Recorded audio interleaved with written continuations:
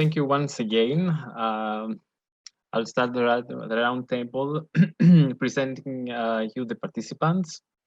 Athena Karatzogianni, Professor in Media and Communication, University of Leicester. She's coordinator of the Digital project, and she will talk, I think, about that in a few minutes. Iliana Kikidou is a manager for educational links at the Goethe-Institut Athens. She has been working there for several years, and she's responsible for projects about training. Manolis Patiniotis, University of Athens, historian of science and technology, a professor in the National at Kapodistrian University of Athens, as I said before. I think that the turn of the digital philosophy and history of digital is a part of his work right now.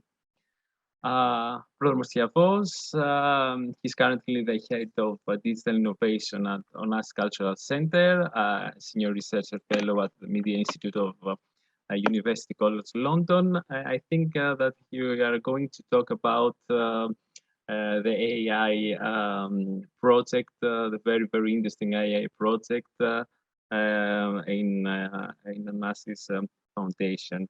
Iraklis Theodoru joined the Onassis team in 2016 as a digital policy development coordinator. He's responsible for digital transformation projects as well in Onassis Foundation. Martin Scroggey, TU Delft in Netherlands. He's a Walter Benjamin postdoctoral fellow at the German Research Foundation there. But I think his work is very interesting about the AI curriculum, artificial intelligence education, and his talk at TED. And Nikos Voyantsis is an artist, archivist, educator. He has been part of several projects about the technology, about how we can archives being transformed in the digital era. And I would like to thank you all once again for being here. Let's start with you. And I'll start with Athena and her project. Hello, Athena. Hello. First, to make a correction that I'm not the coordinator of the design. That is a job held by Hatla in Norway at Oslo Met. If I was, I wouldn't be probably here because I would be, but I'm the principal investigator of the ICT and civic transformation package in the project. So, yeah. So if I can share my screen, I can explain more about this, because as all European projects, it tends to get a little bit complicated, but not very much. I think we can handle it. Sorry, there we go. I started from the last slide. So here, so I have 10 minutes, so I'm gonna make the most of them. I think putting all this into slides would have been impossible to read. There's two studies here that were involved. In the second one, we lead the work there. And in that study, which is on technology transformations, the case studies on civic participation are with Estonia, Greece, and the United Kingdom. So I lead that work package, basically, where we compare civic participation there. And I will share after my talk the link to the report we did in April 2021. So it's very recent research. The first study is actually led by Pantheon, by Dimitris Parthenoglou as principal investigator. And I'm going to talk about the contribution from the UK perspective that we did during that study.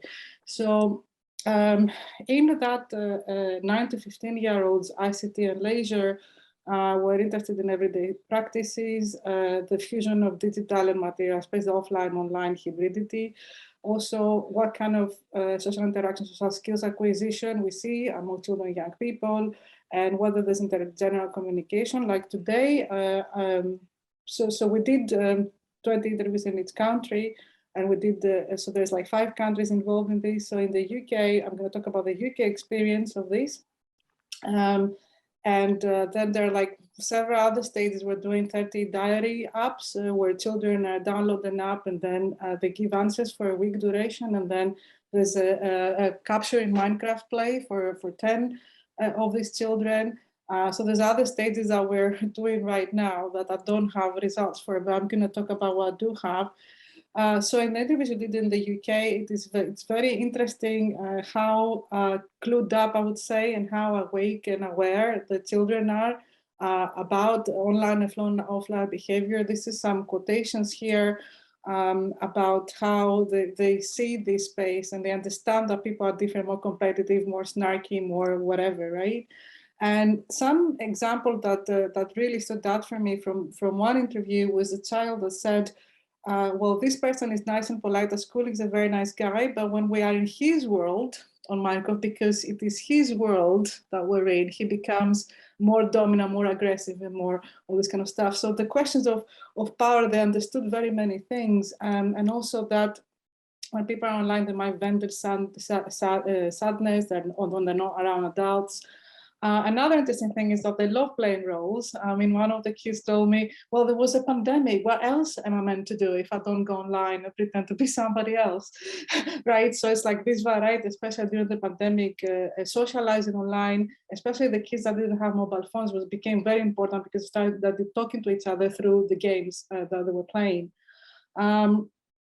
Now, another interesting child, M11 is for male and age, sorry, I should have just said that, that developed his own strategy when he's told don't speak to strangers online. He developed his own strategy to say it was awkward, so I would say my battery is going out, or, you know, so I would find a way not to speak to this person without being polite. So actually they're developing strategies as they go along, which I found very, very interesting. And the pandemic, we did ask specific questions about the pandemic. And one thing that stood out, and it's here, is that a child, a 13-year-old, that said, I'm able to think for myself rather than being in school, and that they enjoyed that, right? So I thought that was a very interesting thing to say. Now, the second study, we basically, with Dimitris, that was in Greece, and Katrin and their teams in Estonia, we are also on 3 phases. We finished the first phase, which was ethnography, online content observation, and online interviews. And then now we're in this storytelling. We're creating 3-minute video stories with children between 16 and 18. Asking them what inspires and challenges their civic participation, and then we analyze this as the policy documents in the 3 countries. Now, what we wanted to do there is to understand why our participants were engaging in civic participation and what might be the similarities and comparisons in the 3 countries. And the second one, how do they actually do it? So in Greece, the colleagues there are focused on what was going on at the time, which was against gender-based violence, the police brutality. In Estonia, they focused on LGBTQ and Black Lives Matter because it became very trendy as a topic, although they don't have the kind of issues they're having with ethnic Russians there, which is another very interesting story. Like there was a trend among youth, and they did get mobilized on BLM, although, as I say, it's a peculiar context. And then in the UK, I interviewed participants from Black Lives Matter and Extinction Rebellion and XR Youth. Some of them were also from the youth strike. So the comparison, because I don't have a lot of time, just to say a few things about what we found. The Estonian participants were less worried about issues of privacy and surveillance in comparison to Greece and the UK. Remember that Greece and the UK are quite specific, especially in regards to polarization of the society as well, because of Brexit here, and in Greece is a whole story that I think everybody knows about. The Greek participants indeed are far more distrust to political parties, commercial platforms, etc. UK participants, what we saw, and I can talk until the cows come home about how interesting the organizational innovation was, particularly with the Extinction Rebellion, and also in the Black Lives Matter, the mentoring of younger activists to help them organize, particularly COVID safety protests during the pandemic, because this is what we were looking at. But there are similarities. The politicization is taken by personal life experience, and they take it also in relation to anger, in terms of inequality, racial, social, environmental justice. Sometimes environmental and social races just come together, like it has happened, and you can read that in the report. And also, although they are using similar platforms, because of the digital development is very different, obviously between Estonia and Greece, it's like the polar opposite, and then UK comes into terms of digital development, but as well. So there are different platforms that are popular. So this is a better view of some of the things that we found, basically. And now that I've finished, I will put the report that we have published on the 3 comparative case study on the civic participation, whoever wants to read further. And I'm done, and thank you very much. Oh, thank you, Athena, very, very much. I think your work is significant for us students right now at our job as well. I mean, teachers' work. And I'm going to Manolis because I think there's a relevance of how work there, but focused on time, I think. Manoli? Okay, thank you, Elias. Once again, I'm glad to be here with all of you. I don't have slides, and I actually represent a much smaller project with just 3 researchers, myself, Elias, and Petros Petridis. It's most of you are Greeks, so you understand what I mean. It's an ESPA project. We use ESPA for everything to solve problems from health infrastructure to education and whatever. So it's funded by Greek and European funds, and it's a short program of just 15, eventually 18 months. The subject of the project was how young people perceive time when they are exposed to digital environments. And by digital environments, we mostly mean social media and gaming sessions.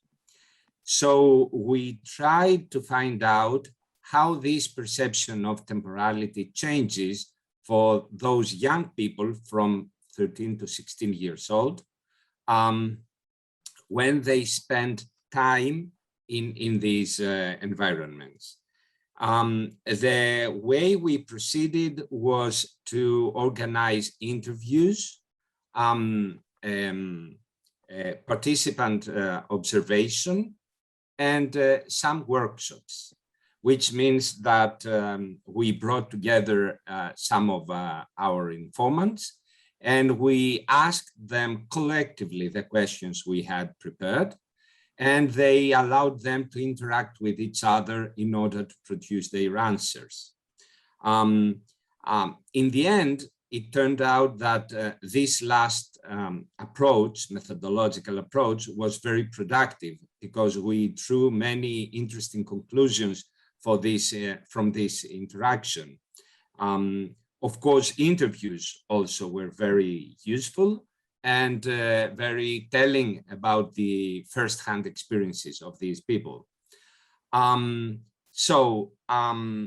We interviewed, I think, 27 people, young people, and we organized 5 workshops.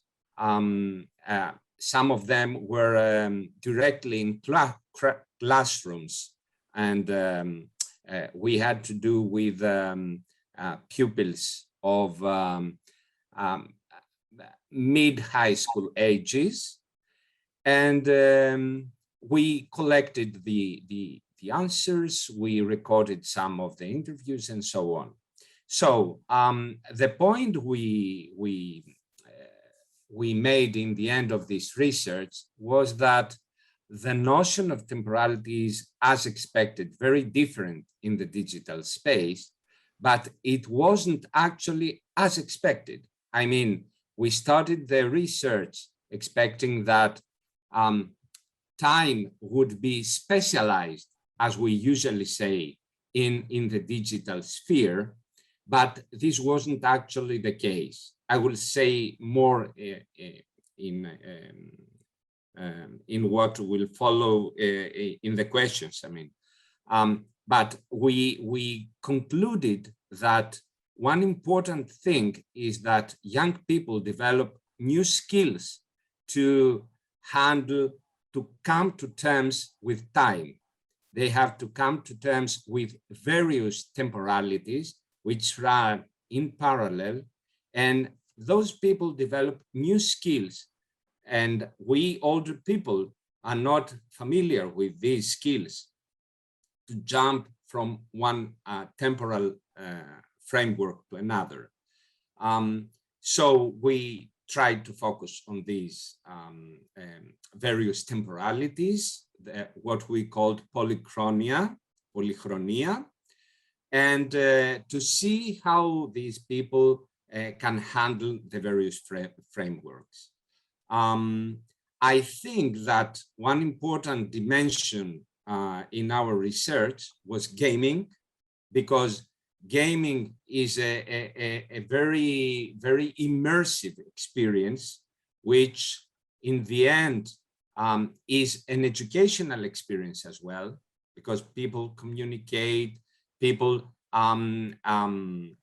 develop their skills, people can get acquainted with new qualities of the digital space. And I think that more than social media, it is gaming that plays a crucial role in this development of new properties of young people. We also had, I'll say more later, the opportunity to study the interaction of gaming with education, especially because our research took place during the pandemic. And of course, people spent all the time in front of a screen. Some of their time they were playing, and some of their time they were attending classes. And maybe they, most of their time they did both. And I think this occasion, this special occasion, was very profitable for our research. And as I said, I'll have the opportunity to say more in what follows. Thank you. Thank you. Manolis. Thank you. Well, thank you very much for sharing this experience from the project Diachronias. And I'm going to Ms. Iliana Kikidou. As you mentioned before, games. I think that Ms. Iliana Kikidou is responsible for saying us her experience from Goethe-Institut. Exactly. Thank you very much. Thank you very much for the invitation. I'm sure that I will learn much more than you will from you than you will from me. But it's a great opportunity to also present what we are doing at the Goethe-Institut. We are a cultural but also an educational organization. Most of you maybe know the Goethe-Institut. And our work, or my work in the Department of Educational Cooperation, is to organize and do many projects with teachers, but also with students of any age, and also teachers of any age. I have prepared some slides, and I will share my screen right now with you, and I hope it will be all right. Yeah. Oh, yeah, it's okay. So before COVID, it looked pretty much like that, what we did with children. So it was everything in presence. So we did many camps, we did workshops, we did many things. And because Athens, the Goethe-Institut in Athens is responsible for all the Goethe-Institutes in Southeastern Europe, So most of the workshops and the camps we do are international. So there aren't only students from Greece there and teachers from Greece, but from all over Southeastern Europe. These are some pictures during COVID-19. So we had to change what we did because we didn't want to lose the connection with our students. We didn't want to stop working. We had to rethink. We searched a lot in order to find a good solution, because we didn't like the Zoom alternative or the Teams alternative or the WebEx alternative, because we didn't think that this would be something our students and teachers would enjoy, because workshops and camps last about 10 days. So working on Zoom, just Zoom, would be very, very tiring and not very attractive. So we found a 3D learn space, which is called WBS training. And this is a learn space where you appear as a participant, as an avatar. So you can move around as an avatar, you can play, you can learn, you can use the whiteboards, you can dance, you can play chess, you can do many things. And we tried our camps through this platform for 2 years now. So it was 2020 and 2021. It was very successful. We didn't expect it to be so successful. We thought that students and teachers are tired sitting in front of a screen all the time. But it proved to be the other way around. They enjoyed it really. And what we also try to do is not to focus just on the online aspect, but also make the children and the students, participants, do things in their homes. So we combined both. What we also did, because we used to have many children in the Goethe-Institut for workshops, for film presentations, for many things. But during the COVID period, we couldn't do that. And we now started doing that again. So we did many games through escape room tools on several subjects. One game was with a focus on science. Another one with a focus on excuse me, because I'm thinking German right now, and I have to find the right word in English. It's sustainability, about sustainability and protection of nature and so on. The other one was about social engagement, and the fourth one was about mathematics and German. So these escape rooms or online games were offered. So the good thing, the best thing was that even schools and students and teachers from far away, which means also the province and small villages, could participate and enjoy it, and parallel with that, not just enjoying it, but also learn things. And learning things, not just learn the language, but this combination, language and subject, which is clear content and language integrated learning. So I think that this was a very, very good, or is, because we still do that, is a very good opportunity to reach these goals. So this, we continue with that. The benefits, other than increasing the motivation, was promotion of fast strategic thinking and problem solving, because they work in groups.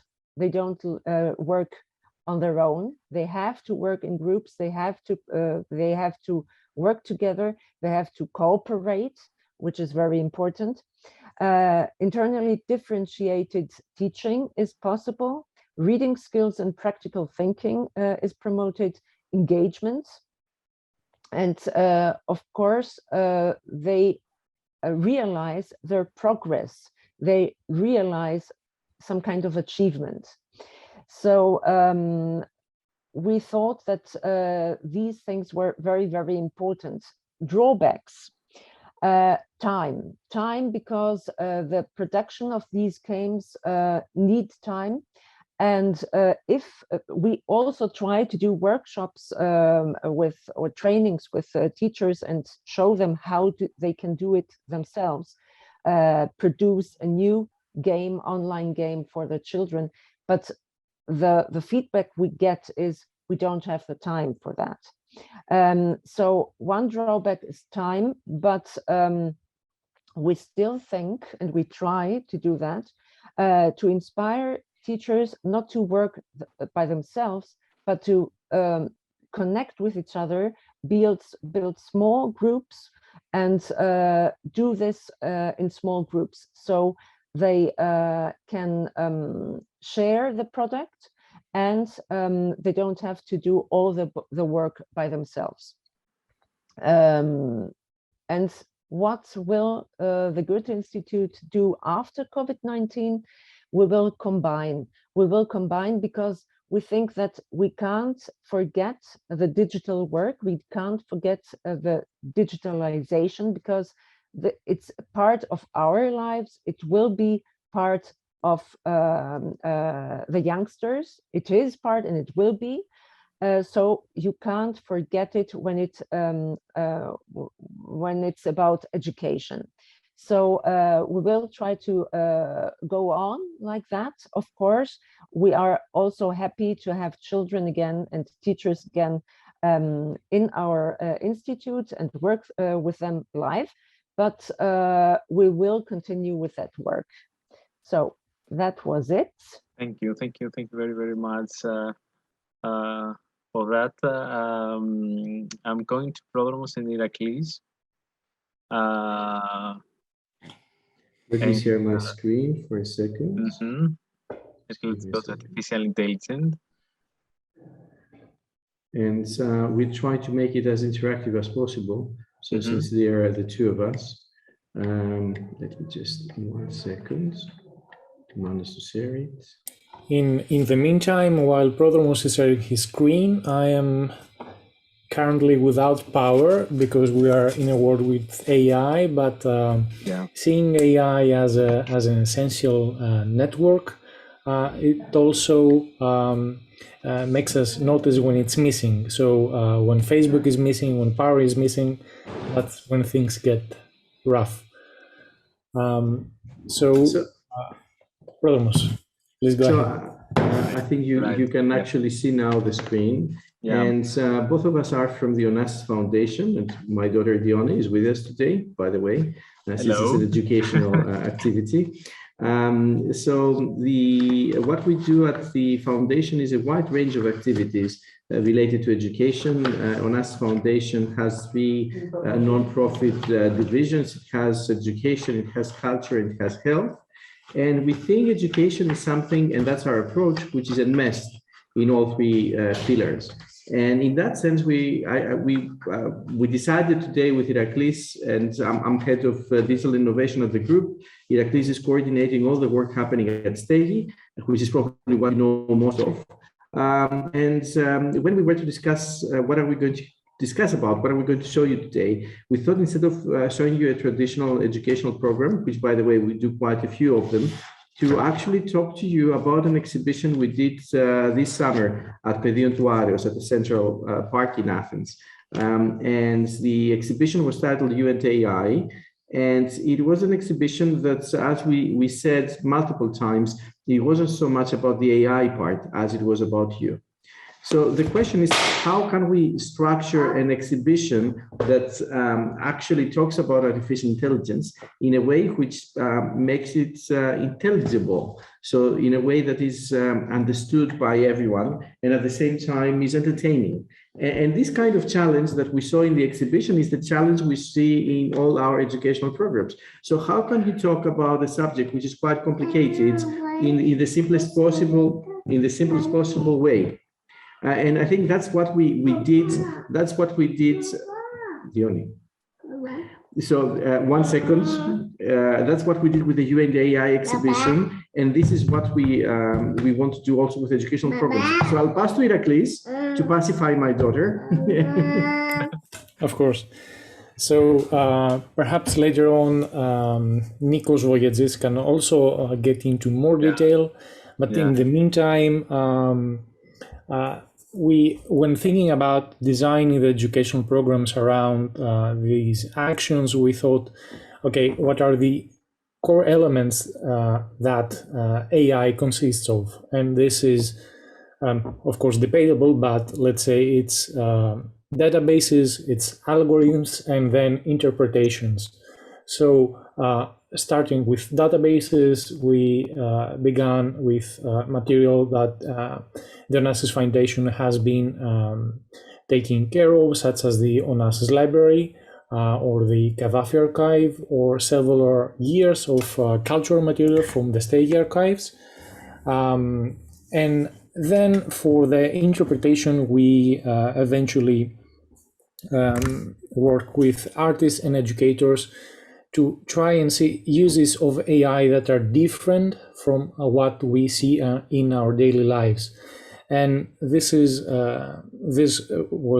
especially important for us because if we try to see a parallel in the educational system, we start from geography, but eventually we realize that what we need to understand how our impact on the world is, we need to start thinking about geomechanics. So if we need to talk about AI, then it's not just about ICT technologies, it is about the ethics of AI, it is about what we do with AI, who we do it for, and eventually that was also the approach for several of the works in the Pavilion to Ares exhibition. We try to unpack this black box mechanism that is AI currently. It is a plugin system, and we try to, both with the educational programs and this exhibition, try to unpack it and make the audience see eventually that it is not something that just works, that it very often expresses biases, expresses intentions, and with those intentions, of course, there can be several creative outputs as well. If I may add something to this one, and what you see in these two examples here, the substitute by Alexandra Daisy Ginsberg and the Deep Meditations by Memo Acton, is that these are two artworks which are in the public space. And what you see in the first picture is the this question of what does it mean to develop an AI engineered, an AI rhino that is still a substitute of the real one. And we felt that this was a very pertinent issue in the post-COVID era. To what extent can we substitute digital reality for real life? And this was one of the questions. I think this is a question that all the previous speakers somehow touched upon. And we saw so many kids actually approaching that. And we had the ushers there explaining, or ourselves as curators explaining what really was this about. And we thought this is a very good metaphor. You don't really provide something exceptionally complicated, but you show something which is quite something that's quite easy for people to understand. The second one is this one. We have this picture here, which is a AI generated set of images by a very fine artist, Memo Acton, which was staged at a huge, in this huge LED monolith. And what was amazing there, it was that this was a place where kids used to play anyhow, and they still kept playing there. And this was also a reason for discussion and starting talking about AI. So what we saw in this exhibition was precisely that there are things which they can operate as a reason why you start the discussion. On the other hand, if we see this work, which is by Bill Velasquez, and it's called When the Bullet, I think it's before the bullet hits the body, and that's the algorithm used for surveillance in LA and crime prediction surveillance in LA. And this is a huge, let's say, installation. It's over 30 meters in Gardenia Square at Pedion-Tuaros. And what it tells us is that even if you make an algorithm like 30 meters long, first thing, it could be that you still don't see it because you're very close to it. And the second thing is that you don't notice it. Kids were playing on the top of it. And even if you see it and you notice it, you don't necessarily understand it, which raises significant questions in terms of the explainability, explicability, and predictability of algorithmic devices. Now, the reason why we have that here as a picture is precisely because it's a reason for people to ask questions. So you bring these kinds of devices in very familiar environments, and then you're able to develop different educational programs on the top, literally here of them. I don't know, Irakli, if you want to say a few things about also how we combine that with other work we're doing at the foundation, and then I'll close up. Quickly touching on the educational programs again, Nikos is... Nikos has a problem right now. He sent me a message. Okay. All right. So no electricity. Just a sneak peek then for what's to come, hopefully. This is also important in how we work in this network, that we started with the educational programs, trying to understand both the environment and the audience's point of view in this. And we developed along with Elias, Mariana Ziku and Nikos Voyazis, 2 series of educational programs for educators, for students and school students, out of which eventually came now one, and I think there's a second one coming. There's a second one coming. Teaching materials for the programs, which are available in both English and Greek for teachers to use in the environments of their school class. And just a very brief note here, at least what we thought for this one, what we wanted to say to both teachers and children was that skills like, let's say, in a very naive way, librarian skills are today essential for kids. Information scientists, to be precise, but we need to make them understand that understanding the structuring of information surrounding them is so important. So again, this follows the same kind of philosophy like the exhibition. We are finding ways and windows with which we can actually speak with children, but we're trying to do it in a very simple but not unsophisticated fashion, and that's why we produce these catalogs and we provide experiences that actually can allow us to really penetrate into the black box and open up the black box of AI. Directly back to you.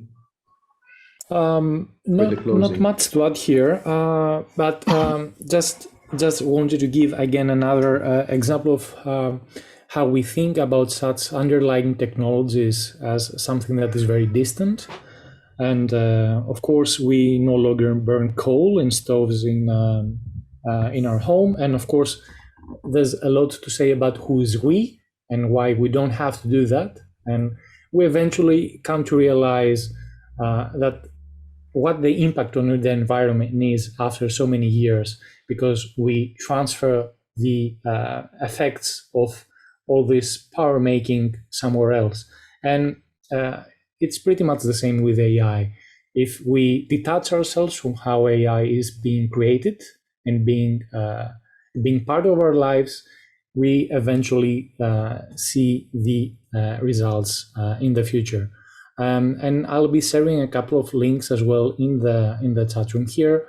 both for the educational materials for teachers, specifically for understanding AI and works that speak about AI, and the catalog of the Artificial Intelligence Lab network that also has this information and much more for the 10 partners of the network, several education programs that might give further opportunities for you to elaborate on. Yeah, and also visit Onassis.org in our classroom section where we have a lot of material. If you're an educator, we would be more than happy to hear from you. And we're continuing with hackathons and specific programs on science, technology, and arts. This year, we're focusing particularly on questions of environmental justice and technology, but also in terms of gender equality in technology, as well as democracy and technology. These tend to be key pillars for our organization. So thanks very much. Apologies for the sound effects that Dione produced and the long duration of our intervention. Thank you very much. Thank you very much, Prodroma and directly. I'm going to Martin right now. Yeah, thank you so much for having us here. Martin Skotsky, I'm here on behalf of Imaginary, and I'd like to tell you a little bit about our work on AI. But first, let me maybe tell you what Imaginary is, for those of you that are not familiar with our organization. We're a non-profit organization from Germany. And we get funded by the Mathematical Institute in Oberwolfach in order to popularize and bring science and in particular mathematics out into schools, into society, and really open up mathematics. And open is a key word here for Imaginary, because everything we do, all the exhibits we develop, all the code that we write, everything is openly available. And so I'll have some links at the last slide of my presentation where you can get participating. Today, however, and let me share my screen at this point, I'd like to talk to you a little bit about our exhibit I Am AI, which is or has been developed with the generous support of the Carl Zeiss Stiftung. And I Am AI was designed pre-COVID to be an actual in-place traveling exhibit, going through different museums and teaching people about AI, and in particular about all these facets that the other speakers already also touched upon, facets like the science concepts behind AI. What does it mean to use AI in the context of art and creativity? What dangers are there, or what are things to be taken into account if we bring AI to politics and society? Just some of the things. Ethics has been mentioned. Ethics is also a big part of our exhibit. And all these exhibits, as I said, have been developed as open source material. In total, 14 exhibits that were to take 300 square meters, and the exhibit would have had looked something like that. People would have had different booths to approach, and each booth would have had represented one exhibit, one thing to interact with and learn about artificial intelligence. Well, let me share some of the exhibits with you here. On the right-hand side is an exhibit that's really dear to my heart. It's a pirate boat looking for a lost treasure, yet it's also teaching you something, or it's teaching the users, the kids, the participants something, namely that pirate treasure is always hidden at the lowest point of this continuous seabed. So it's teaching you a global minimization problem, which in turn is something that's used in artificial intelligence when training your networks. And this is a really good example, I think, of the way that our exhibit approaches teaching of artificial intelligence concepts by bringing them, as we've heard from the other speakers before, into this gamified realm and having this interaction possibilities for the participants to engage with the materials. And then the entire setup comes with a rich curriculum for educators to use our exhibits in this education framework. Well, as we've heard, oh yeah, here's another one first. On the one hand side, we have these highly interactive components like this gradient descent pirate treasure search. On the other hand side, we have things that are more explorable. Like on this right hand side, this is a video that kids are encouraged to watch where they being told or taught to build their own artificial intelligence, and not on a computer, but actually building it with a bunch of cups. And the only thing you need is cups and post-it notes, and you slowly build your own artificial intelligence that will beat you in the game of NIM after you've trained it well enough. So there are these very, very hands-on activities to teach kids about artificial intelligence. And then COVID happened, sadly, as we've heard today many times before, and we had to take everything online. And I'm really, really happy to have this generous support by many institutions, one of them being the Goethe-Institut all over the world that invited us to take these online exhibits. They are online right now, and use them in workshops all over the world. We've been to Pakistan, India, Australia, Great Britain, Spain, France, going to the US next week. And really teach kids all over the place about artificial intelligence. And when Iyana said that that's not going to stop, yes, I'm fully going to agree. We will take this on the road, and we will have this exhibit traveling through actual museums, but we will definitely also continue our online workshops around these exhibits. Just because of this great positive feedback that we get from the kids. On this slide, and I'm really, really happy to be able to do this. On the upper right, you have a QR code, and I very, very much invite you all to take a quick picture of this slide right now, because if you go to this QR code, you will end up at a form, and if you register there, we will give you, and I can offer this today, a sneak peek into our AI curriculum. It's still under development, but if you use that right now, you can get in there. You can get a look at the curriculum. As I said, you can look at all the exhibits at www.im.ai. But if you want to get a look also at the curriculum surrounding this, suggestions as to how to bring these exhibits into your classroom, how to use them, exhibits like the gradient descent that focus more on the mathematics behind, exhibits like simple networks where kids can explore how a network works by tuning its parameters, exhibits like neural numbers where they understand how image recognition works, exhibits also along the lines of music, like the Piano Genie, where you can get into a musical duet with an AI, but also ethical questions, going to the realm of a self-driving car steered by an AI. And now the participant is invited to make decisions, difficult ethical decisions in the role of the AI. Many exhibits there, many exhibits to explore. So yeah, please go to www.imai to see the exhibits. Follow the link behind the QR code. I'm also just going to put that in the chat right after speaking here. Send us an email if you have any questions on anything. If you want us to come with our workshop to your facility, we'll be very happy to do that. And you can also find me on Twitter if you have any further questions. And yeah, I'm very much looking forward to joining this roundtable. Thank you so much again for having us here.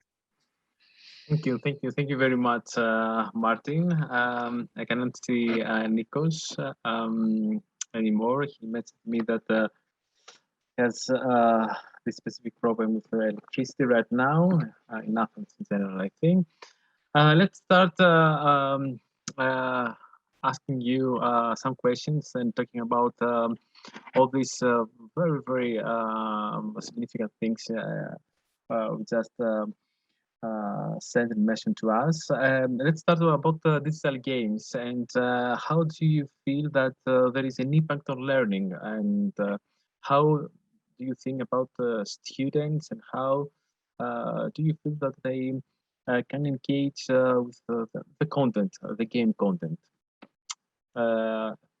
Athena, from your experience and your survey.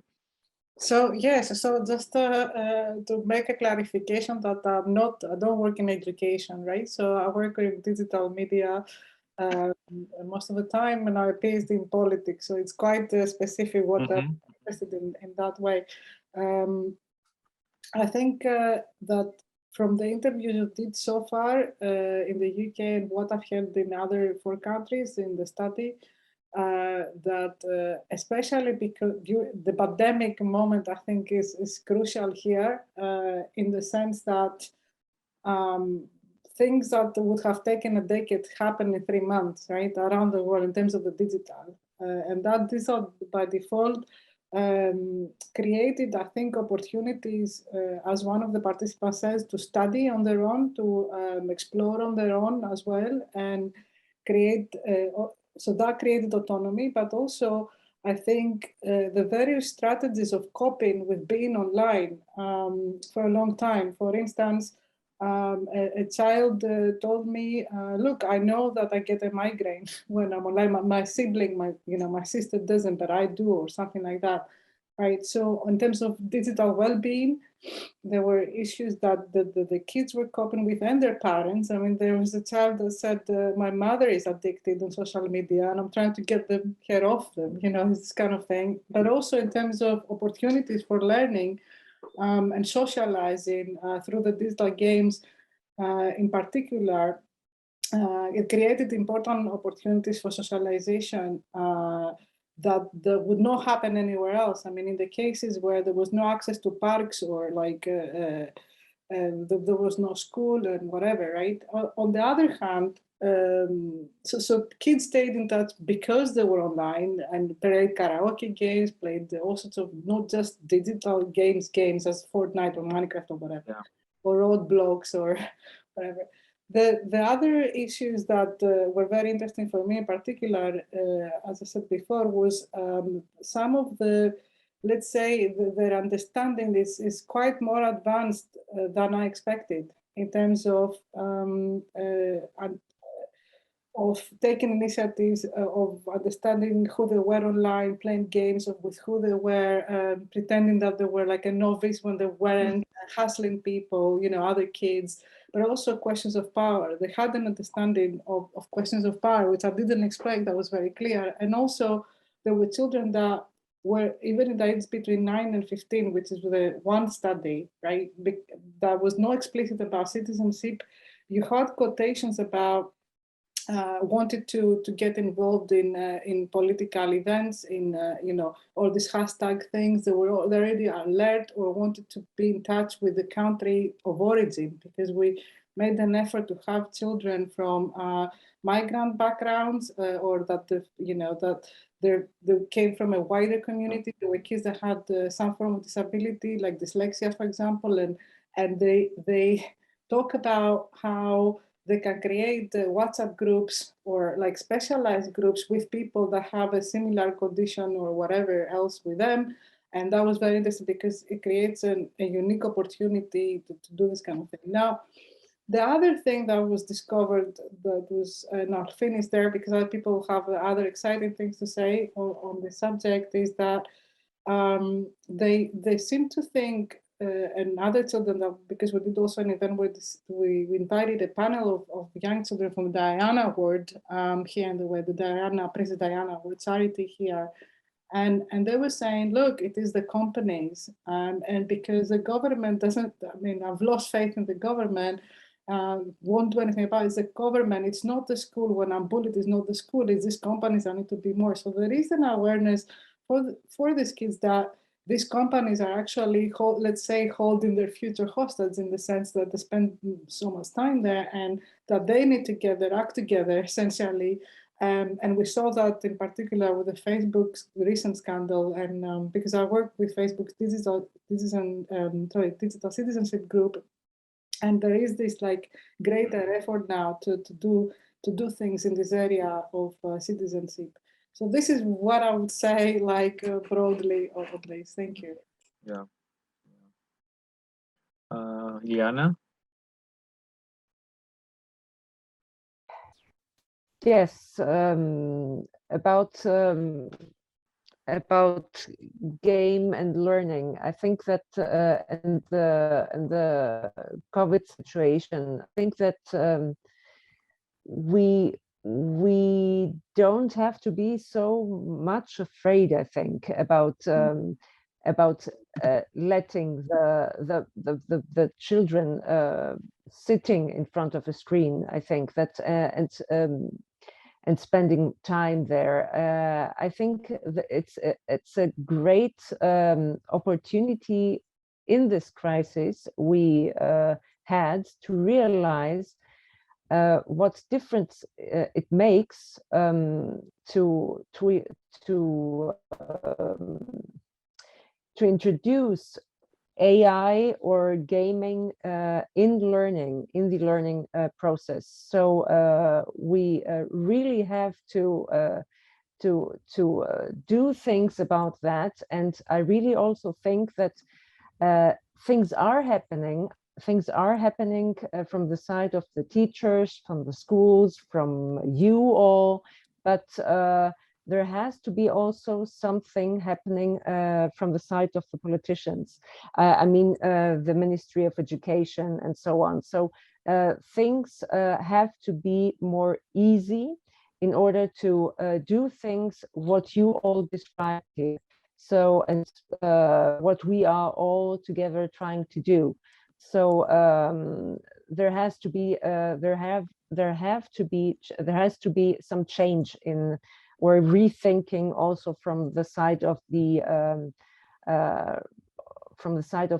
people who make the decisions. Yeah, yeah. Martin, from your experience. Yeah, I'd say on the one hand, games in education are tremendously important, and I think that's just well known. For us, it was just great that we had these games digitally, because that makes them just so accessible for everyone, right?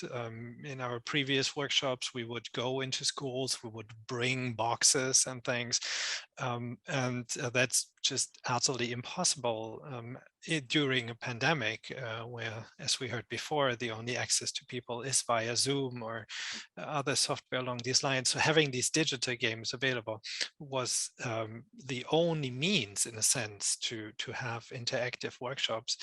And why is it so important to have this interactivity? Well, and I'm sure that all of you educators know this, but let me reiterate that if the kids, if the participants get a chance to really take a game and play with an artificial intelligence, then there's so many factors coming together here, right? It's a game, so they can't break it, right? There's nothing you can do wrong, and so there's a certain hurdle is just not there. They approach it in a sense more naively and explore it, and then all these explorations, all these findings they have in the game, they are their very own, and thus they stick with them. And we see this in our evaluations, that even if we do a 4-week workshop, say with just one session every week, after 4 weeks they will still be able to tell you what they discovered on the first day, because it was their own discovery. And I think this is something that digital games enable them to do, to get into the driver's seat, and then to shift this power balance from the teacher to the students, becoming way more active, way more explorative themselves. And thus, I think this whole learning experience is just way more impactful. Yeah, Liliana. Yeah, I just wanted to mention that I totally agree with Martin, and I also wanted to add that we experience very often also not a very how do we call it? There is a problem, let's say, with the parents, because they don't realize that gaming and AI is learning, is connected with learning, and it's very, very important. And I think that teachers, we also need some kind of support, or we have to work against this strange attitude from the side of the teachers, from the sides of the parents. And I think that this is also a drawback, because if teachers have to cope also with this problem, it's just too much. They have a very difficult circumstances they work under. They have difficulties with many things. So parents are also a problem. So if they don't get some kind of support there, they won't succeed. Manoli, you want to mention something? Yeah. Yeah. I have some remarks to make. First of all, I would suggest not to confuse gaming with artificial intelligence. They are two different things, and we'd better keep them apart. Secondly, I would strongly agree with the views expressed so far that gaming plays an important role in education. And I would bring as an example our experience from our project, Diachronies.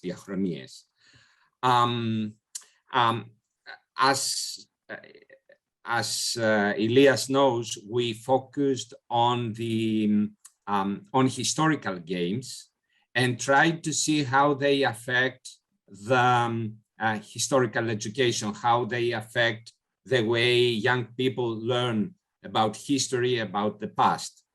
And as it was the case actually with many other aspects of the project, the outcomes surprised us, because one thing we expected was that historical games would promote the interest of young people in historical events. And another, the opposite, that we would expect would be that young people get a distorted knowledge of the past because of the setting of various games. Well, actually, the truth was neither. I mean, some people were motivated to get acquainted with specific historical periods, to look for more information, and some others not. But I think the most important thing is that historical games broke the boundaries of classroom. They allowed people to move beyond classroom. And where did they go? They actually went to the digital sphere itself. I mean, what they actually did was that they looked for more historical information in digital resources, which might be YouTube videos, Wikipedia, and other resources or communications that take place in the digital sphere. So they got an idea about the past that was compiled by their effort to get these resources. And it was driven by their interest or their lack of interest. So we have a new educational ecosystem. And I think this is important, that digital games are part of a broader educational ecosystem, which brings new things, both in the minds of people and in educational practice. Thank you, Manolis. Prodrome? Yeah, I just want to echo some of the stuff that Manolis mentioned, but I want to highlight 3 phenomena which I think are quite interesting, or I would say they're quite central to the question of how we integrate games into educational activities. The first one is what I would call the Fortnite effect, or the Assassin's Creed effect, which means that people, kids, students, are accustomed to that level of games. They're accustomed to 100 million budget games. And that means that when you're trying to do one of the serious game stuff that normally come out of European projects, they kind of feel that they're downgraded. So it has to be really good. So this is a very important part, or it has to be really clever. So it doesn't mean it needs to have $100 million budget. It can be, indie games are exceptionally interesting, and the more you become a game connoisseur, the more you're looking for something different. But you need to take it seriously, not just to have serious content. Yeah, and in the same way that when we talk about digital services, we talk about the Google effect. People are used to, I search for something, I get results. So when they have an interaction with a governmental site and they don't get the same type of user experience, they are basically going to, they're not going to like it. So this is something which is very important. The second thing is that there is a difference between gaming and gamification. Games and gamification. And gamification is something that humans today, they experience almost 24/7. So whether they interact on a social network, or whether they purchase something, or whether they're even unconsciously part of an activation series in a CRM system that allows them to do something which is going to be classified as conversion, is going to lead to money. This is something which is a gamification thing. So sometimes we do not necessarily produce games in the educational activity, but rather we're gamifying it. And this is an important thing to understand, which is where does the one start and where the other stops. And the third thing, which very much relates to the former two, is the fact that there needs to be, what Manolis said before, there needs to be a broader context within which everything happens. So game from game is very different. So it's a different thing when you participate in a platform which is extractive in the sense of monetizing your behavior. And you need to be conscious of that. And we, as Onassis Foundation, we've done a lot of seminar with artists, trying to make this very obvious. And it's a different thing when you are on a simple game that doesn't really extract data, or it doesn't extract value from your activity. It doesn't really monetize your effective labor. And I think these kinds of concepts, they need to be there as prerequisites when you introduce a game into a particular student community, because otherwise you're doing it in an extremely naive fashion. You don't understand them, that they are users.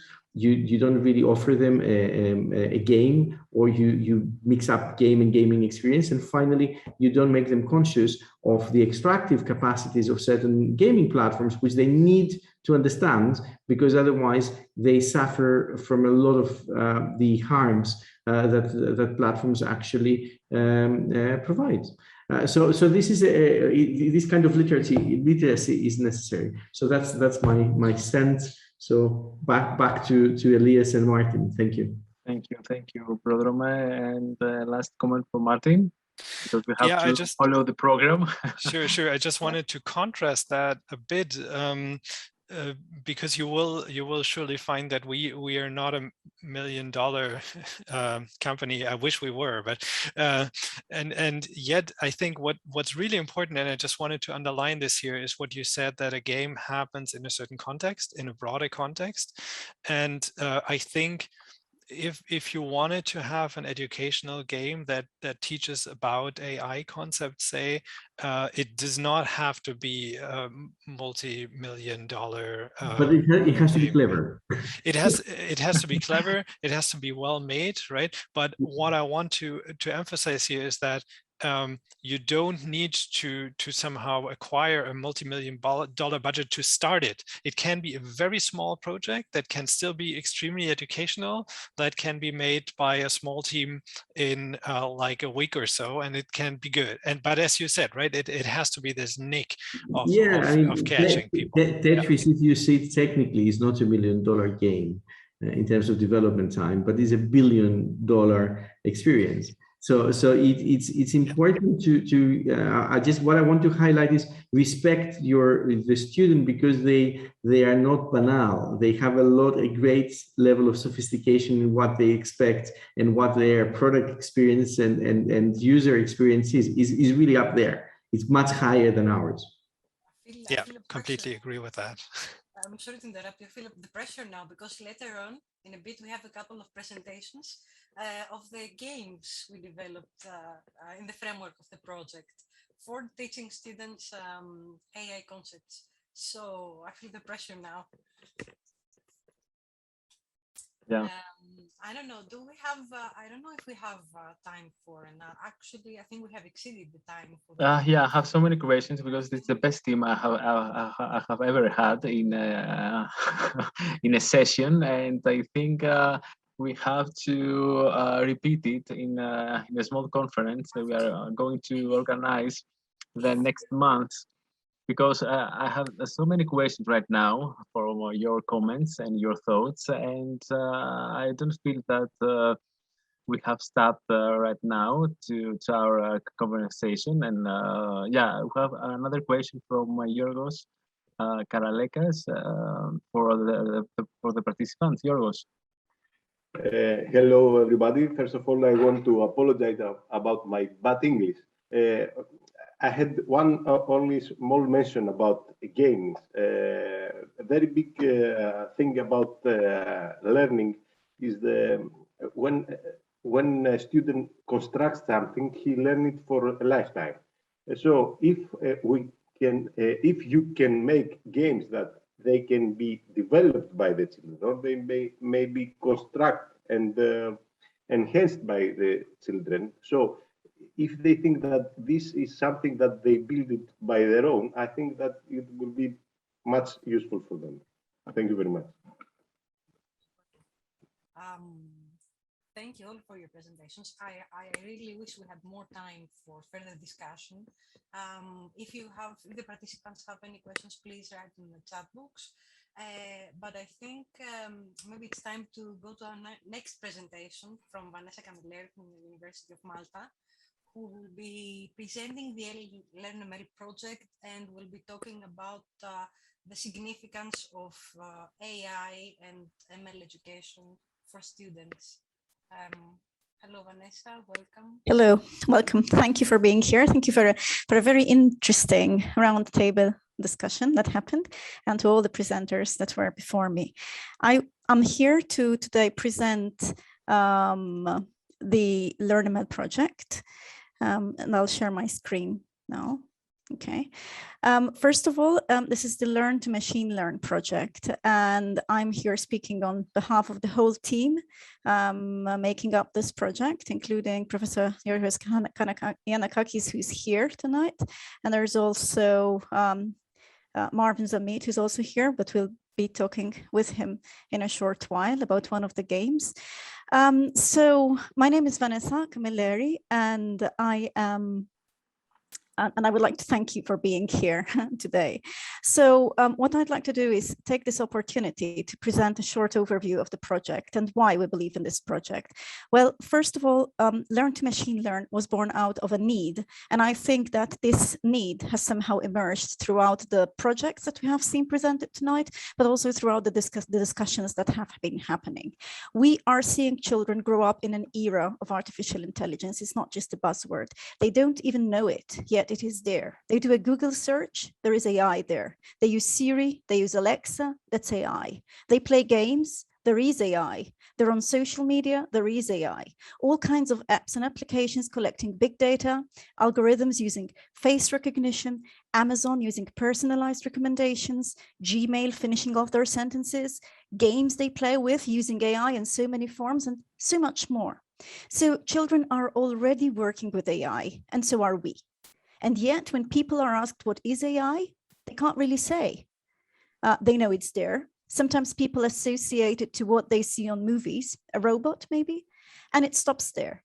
So we believe, just as the other projects are also trying to achieve, we believe it is imperative that in today's world, people, starting from the younger ones, are aware of what AI can do, how it does it, and how it is impacting our lives and our world. So what is AI really?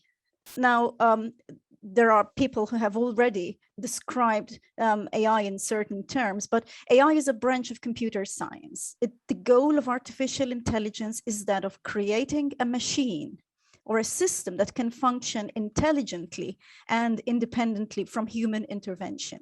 So when we talk about AI, in our minds, we see algorithms, a piece of, let's say, language understandable by a machine, and these algorithms are instructions for the machine to learn something.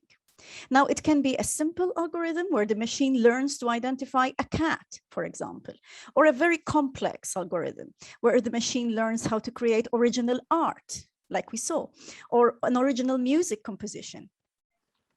So what is learn to machine learn, and what does this have to do with artificial intelligence? In learn to machine learn, what we have done is to take concepts of artificial intelligence that deal with machine learning.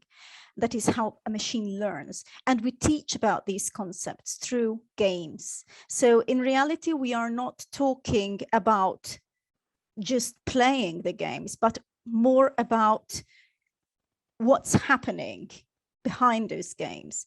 So we have designed and developed games, which you will access from the project website, which show, for example, how the machine is learning to play that particular game. So, for example, we have Artbot, which you can see over there. The game, the children or the players will train the machine to recognize different works of art. In artificial intelligence, we refer to that process as object recognition, and the field that is related to is computer vision and image processing. But we don't really emphasize these big words to the children. We don't tell them these big words, we show them through gameplay. It's a way of eliciting knowledge without actually telling someone specifically that content or information. And we're using games as the medium. In the same way, we have Minecraft Learns ML, and I would say everyone here has, for example, heard of Minecraft, yes? So we have designed and developed a game in Minecraft that is all about teaching neural networks. So if it were just to tell children or anyone, this is neural network, chances are they get lost and they cannot really visualize what we want to convey in words. So through this game, the children will learn about the importance of parameterization without actually us having to tell them this. It's not important as a term. It's what they do with it and how they manage those parameters that's more important for us. So first, the children learn all about the importance of training the AI, which is, say, Agent Steve. And then they can test whether the training is being successful or not. And if not, how to improve it.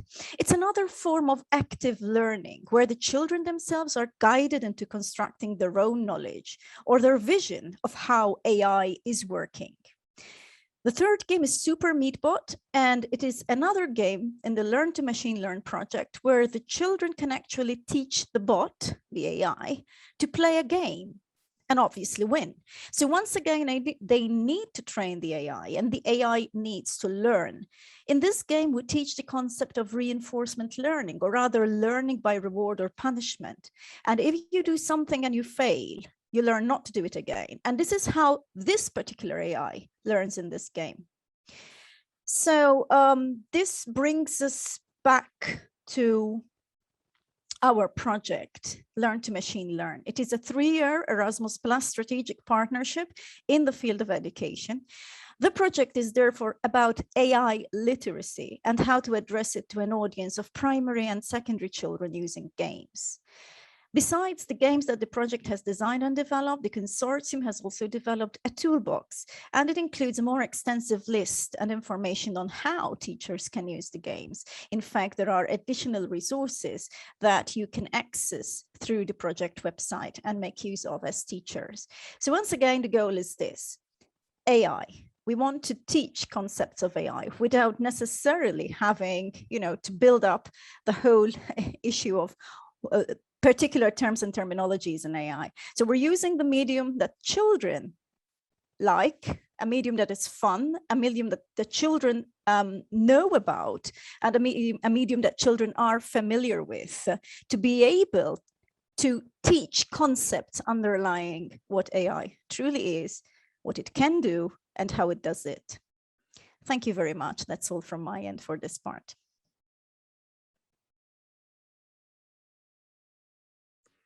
Thank you very much, Vanessa.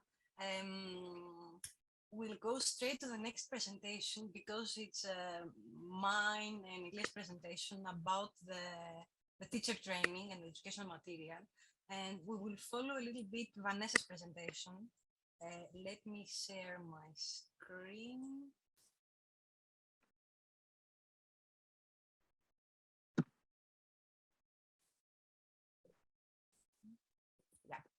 Hopefully you can see it.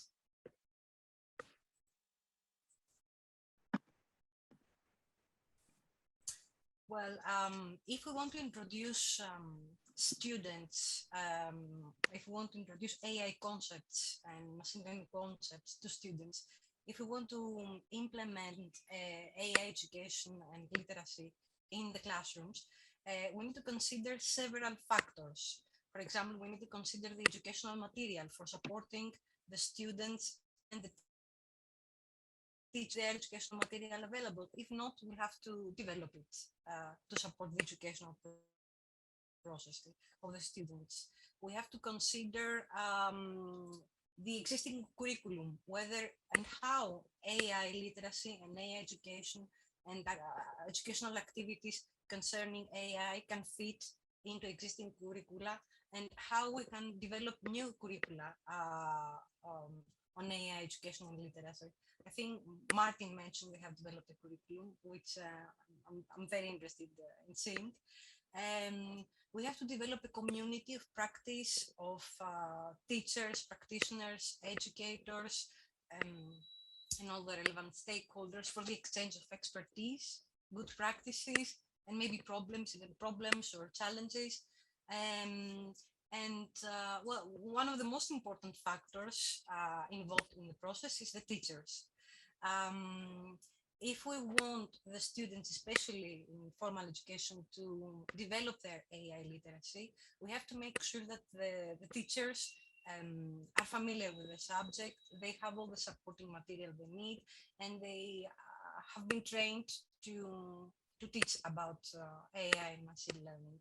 So what we did in the project, we're developing an educational toolbox, which includes digital games for teaching AI concepts and a guidebook for the teachers and the students.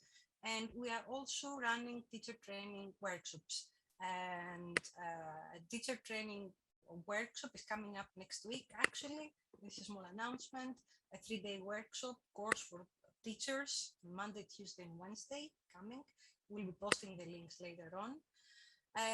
So our toolbox includes the digital games, which Vanessa mentioned. So I'm not going to talk about them in too much detail. We have actually 2 more presentations about the games. Our LearnML guidebook, which will be available on our website, and which will be actually shared with the teachers who will be participating in our pilot courses in the next few months. So the guidebook includes background information, the theory, let's say, of AI and machine learning. It includes resources for teachers and students, educational material, lesson plans for primary and secondary education. And the lesson plans are actually developed by educators, by teachers, and we tried to develop interdisciplinary lesson plans for introducing AI concepts and issues and challenges and opportunities and limitations of AI through multiple subjects, through history, through physics, through arts. So we try to have multidisciplinary educational scenarios. We have started running teacher training courses, as I mentioned before. We have run courses so far in Greece, in Malta and Norway, which are the partner countries for the Learn Memory project.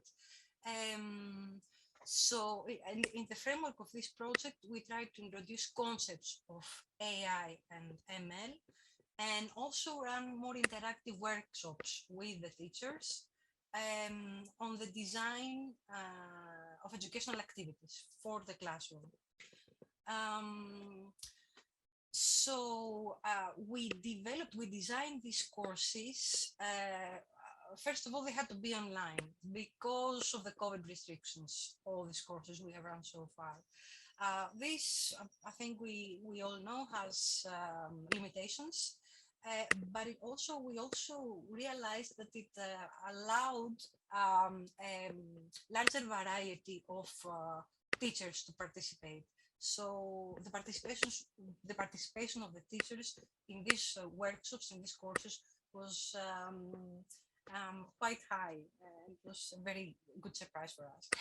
So for designing our courses, our main concerns, our main principles was first that we had to support understanding from the teachers of AI and ML concepts. They had to understand the applications of AI in everyday life, both the technical aspects and the ethical, social, and everyday life implications of the implementation of AI in our lives. We had to provide guidance to the teachers so as to make sure that they feel confident designing their own educational activities for AI literacy. We had to provide resources, ready-made resources as much as possible, ready-to-use resources, ready-to-use material to the teachers, such as the games we developed. We had to promote discussion and exchange of expertise and experience among the educators and the students. And most importantly, we had to listen to the teachers' insights so as to make sure that we create material and lesson plans appropriate for real classrooms, appropriate for implementation in the classroom, for the teachers in formal education. So we initially ran pilot courses with teachers from the Palladio School with Elias, and also pilot courses during the Athens Science Festival this year, where we had workshops with teachers and parallel sessions with students. We had a quite high participation, 55 primary and secondary education teachers. And it was interesting that we had teachers not only from the field of computing and coding and computer science, we also had teachers from science education, from linguistics, from arts. They also showed interest in introducing their students to AI concepts.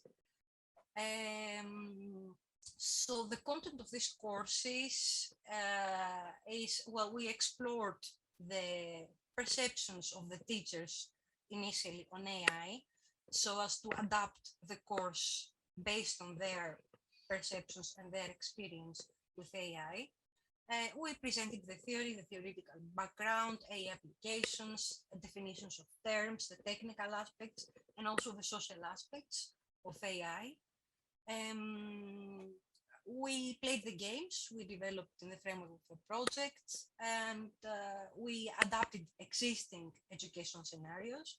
And during the 3-day workshop next week, Vanessa will be presenting some of the scenarios from her book on AI in education. And we also designed together with the teachers new educational scenarios. So I'm not going to tire you with too many details. I'll try not to. Just to sum up, we ran, after the pilot studies, after the pilot courses, we ran 3 courses, teacher training courses in Greece, Malta, and Norway. The interest was great. It was amazing to see the participation and the interest of the teachers on the subjects. The backgrounds of the educators were again varied, as well as their experience with AI computing, which had certain challenges, and we had to adapt to that. So some lessons we learned, some insights we gained from these workshops, and this is my final slide, is that, first of all, we have to consider very carefully the educators and the students' perceptions and experience and knowledge of AI. We have to consider their real needs and requirements. We have to consider and discuss on the opportunities and the challenges for the implementation of AI education in primary and secondary education. We have to support the teachers as much as we can with single lesson plans, for example. We have to consider the benefits of the games, which we discussed earlier, the game-based approach, which seemed to be close to the interest of the students, of the children, play games, so it's another tool to use. And we have to think of the link between existing curricula and AI learning goals and curricula as well, and how to fit AI education into existing curricula. That's all for me. I tried to make it a bit brief. Thank you very much. Thank you, Iro. If you have something, because Elias was at the forefront of those teacher training courses. Thank you, Iro. I can share that the registration form if you want to take part in the teaching training, but I'll do it later after the presentation of the games. It is coming right now. Vanessa and Marvin about the LearnML games, the Artbot. Hello. So I'll share the presentation again. Just a slide, this one. Here we go. Okay, so good evening once again. This section of our talk will focus on one of the games developed by the Institute of Digital Games at the University of Malta for the project Learn to Machine Learn. So first of all, I would like to introduce Marvin Zamita, who's responsible for Artbot, and he is going to be showing you a little bit more about Artbot and what it is. So now, what is Artbot, or rather, what is an Artbot expected to teach? In this game, we introduce children to the concept of object recognition in a field in AI that deals with computer vision. I sort of like mentioned this before for our other games. But what is computer vision? Just as the name implies, computer vision is all about how computers or machines see the world around them, or how they perceive the world around them, and the meaning they give to what they see. Now, obviously, let's make a sort of like an example here. When a baby is born, the baby is constantly seeing the world. It is seeing a series of images, and that baby starts associating that every time it sees a specific face, that face is his mommy or his daddy, and the fairy creature is his cat. It takes a while for the baby to start learning, but then this amazing thing thing happens. And as the baby grows, its knowledge about the world increases exponentially. Now, in computer vision and image processing, we are trying to teach the machines in pretty much the same way. We tend to give them a lot of data, a lot of images of objects we are trying to teach them more about. And the machine is learning that even if there is an object which is not exactly the same as the images it has seen before, then that object is still a cat or a work of art or anything that you train it in recognizing. Now, of course, accuracy is very important for this field. So here comes Artbot, where the children will become responsible for the training of this AI so that this bot is able to understand the differences between a painting and a sculpture. I leave the floor to Marvin so that he can describe more about the game. I'll stop my share.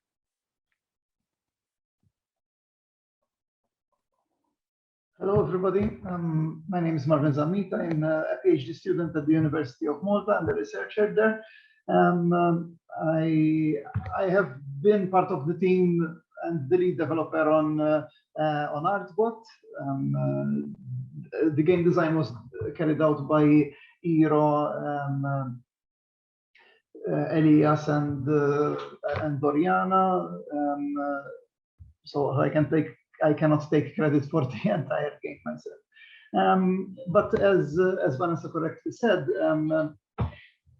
Artbot is intended to teach AI concepts and concepts specifically tied to computer vision and also to reinforcement learning and supervised learning to children. We do not do that by going directly through those concepts themselves. I will show you a little bit how the game works so that you get an idea. So the concept around Artbot is that some cultural artifacts have gone missing, and you are tasked to retrieve them. You have an assistant that must help you in this task. And first, you must train it to recognize between sculptures and paintings. That is the mini game concerned with supervised learning. And then we go on the second game of reinforcement learning, where Artbot has to find and collect statues from a room. The first part, the supervised learning part, is quite simple, and it gives some basic information about the processes used to train AI. So here we are training our. Sorry, Marvin, I'm sorry to interrupt you. Are you sharing the screen? Do you want me to share the screen to show the Artbot game? Here, can you see it now? Yes, perfect. Thanks. Okay, all right, sorry. So here you can see the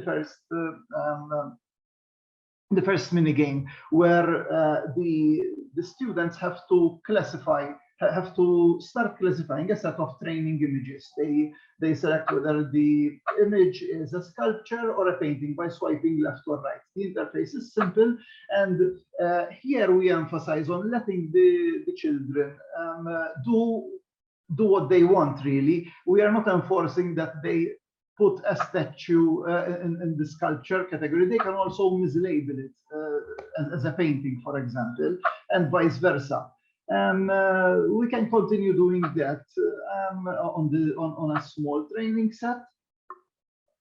And then we go to the settings phase, where the children can select some parameters for the algorithm that is going to be used. Essentially, we are reducing the number of colors that are going to be used from the image in the algorithm, and then we allow Artbot to learn from it, and we get a decision tree that Artbot learns.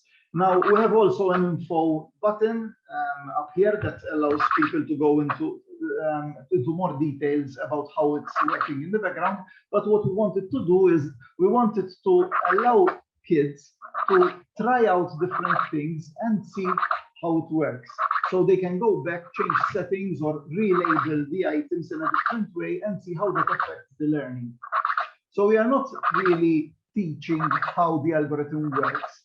We are just giving concepts that are being used, okay? Especially, for example, at the end, they can see how the training set that we can see down here that they labeled themselves has been labeled by Artbot, and then they can also see how it labeled a different testing set, which is a different set of images that it has never seen before. Okay, and you can see the different accuracies. So it gives the idea to children how important bias can be on the algorithm. Basically, whatever you feed the algorithm on your training data has a direct impact on the output of the algorithm. On the next part, in the next part of the game, we are going to work on reinforcement learning this time. We are going to give some concepts about how reinforcement learning algorithms work. We have levels that contain an exit, some statues, and some hazards over here. And the students can label, can give positive or negative rewards to each of these items to see how the algorithm will behave. There are also a different set of a tab with different settings. So, for example, the duration of training, whether we bias towards exploration, so that we allow the Artbot to explore more of the room using experience, learning rate, and so on. Everything here is explained in the information screen, which is optional for the students to learn. But once we give the go-ahead, it will Artbot will start roaming at first randomly the level and start to find an optimal path, essentially. Again, our biggest focus here was to allow the students to change the parameters and retry, see how the learning is affected by that. And you can see also finally the optimal path chosen by the algorithm now. And we also see some statistics that were accumulated. And there are 10 levels of this reinforcement learning, each increasing in difficulty. So there is also some form of competition when they are playing. Okay, that is in a nutshell what Artbot is. We had some specific tasks when we were designing these games. Like, for example, we wanted the game not to be too technical, so that even teachers who are not so familiar with machine learning and algorithms can understand and assist students. We wanted also to remove misconceptions about AI. Like, for example, we found that from the initial surveys that we did and the initial meetings, it came out that people had the misconception that AI was only something related to robots. So intentionally, for example, in the game, we tried not to use an anthropomorphic or robot-like avatar. So we worked Artbot basically on what emerged from the user needs, essentially. Okay, that's all from my side.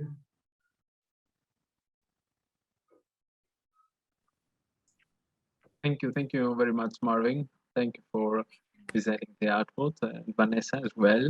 And I'm going to Kostas, and then to UA Games. Hello, Kostas. Hello, everyone. Very nice to see you again, and many thanks for being here and staying with us for these presentations. I'm going to share my screen as well and show you a couple of games that we have adapted to use with the learning material developed with the project. So it's not really NDUA games, it's actually a couple of open source games that utilize AI and machine learning to drive the performance of the non-player character. And we opted to use existing games so as to create a better experience for the young students. These are both games that students are familiar with. So this is a simple maze game with an automated car, so to speak, which is also a very popular application of artificial intelligence these days. And students can play this game on their computers or on their laptops or even the mobile phone. So there aren't really any major hardware requirements for them. It's just really a testbed for them to experiment with the different numerical values associated with the evolutionary algorithm that drives the game. So as you see, the green rectangle that represents the game, the car actually tries to steer along the track. We have the opportunity to create a new track by clicking on load new track over here. And the green lines that you see represent the virtual sensors. This is again a reference to self-driving cars, which use different visual or radar sensors to steer within an unknown maze. So again, it's a very nice reference to one of the trademark applications, so to speak, of artificial intelligence. And what the software does, what the algorithm does, is create different generations. And you can see that the evolution by the actual distance that the car has to drive before smashing into one of the white lines that represent the edges of the maze. So with this new generation, we expect, since we're talking about evolutionary algorithms, we expect our car to move a little bit longer as it learns that particular track. So the idea here is that with each generation, as I said, we're creating a number of cars. So you can see the green and the other white rectangles that steer along the maze. And whenever there's a crash, we have to create a new generation. And we're actually trying to mimic the way these things work in life with evolution and natural selection. And we're keeping only 50% of the cars that participated in that particular generation, which failed, which crashed onto the edges of the maze. And we're changing them slightly to create new variations. So these variations, as I said, are randomly generated based on the top performing half of the white cars. And we expect some of them to perform even better. And as you can see, after 28 generations, the green rectangle has learned to steer along that particular racetrack without crashing into a barrier or something like that. We also have the chance to play around with, for instance, the size of the sensors, which actually represents how far the green rectangle, which represents our car, can see. And of course, as one would expect, the longer these lines are, the longer the distance ahead is for the car to try to steer away from the barriers. So essentially, it's an interface for students and teachers to experiment with the different numerical parameters of genetic algorithms and see how they affect the performance of our game. We can also change the lifespan, which actually affects the performance of each individual car in that generation. So you can see the remaining white rectangles following the green rectangle and so on. And also you can see the red dot, which represents the points of the maze that actually intersect with the green lines. So again, this is a testbed for students and teachers to experiment, and is associated with the learning material that we're creating. So it actually gives them the opportunity to play around with the parameters and see how they affect the evolution and how the AI learns to steer around the track. So the second game, again, as I said, we chose two familiar game genres because we wanted to engage children with games that they have actually played on their mobile phones or their computers. So this is a clone of the Flappy Bird game, and you can play yourself and see how good you are. I'm not particularly good at this game, so I will crash very soon, sooner than I expected. And you can also check how, again, the artificial intelligence evolves to learn how to steer through the different pipes. So the idea here is that you have only one control. You can press the space bar to navigate your Flappy Bird, and you have to cross between the gaps of the vertically placed pipes. And of course, the longer you go, the better you get at the game. You can again play with the different parameters. Here we have the impossible game mode, which actually means that some of the couples, the pairs of pipes move vertically. So you have to adjust your course in the level, how you steer your Flappy Bird to compensate for that. And you can actually also stop learning to try to utilize those machine learning network weights. This again refers to the documentation that we're creating, and it is actually a wink, so to speak, to how you can train your neural network in one particular test bed and utilize the trained neural network in another, which is actually one of the very popular, should I say, applications of AI in games, because you can train intelligent architectures in controlled and well-defined environments, such as the one in games, and try to utilize that knowledge in a problem that affects real life.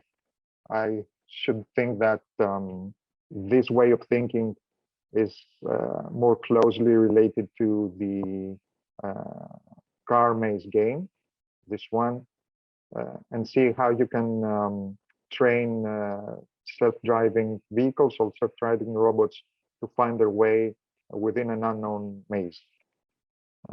Both of these games have been uploaded to the LearnML website and will be available in our learning environment, in our Moodle environment, which we're currently trying to put together. And all content will be available at least in English and Greek. So it will be easy to use either in a self-paced learning environment or within the framework of the classroom. So that's it from me.